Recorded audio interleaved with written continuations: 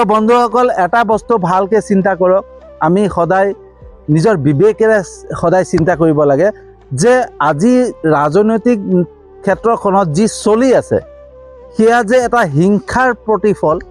সেয়া আমি সকলোৱে ভালকৈ বুজি পাব লাগে হয়নে তাত যে হিংসা মাত্ৰ হিংসাৰ বাহিৰে একোৱেই নাই হয়নে আৰু হিংসাৰ বাবে তেওঁলোক সদায়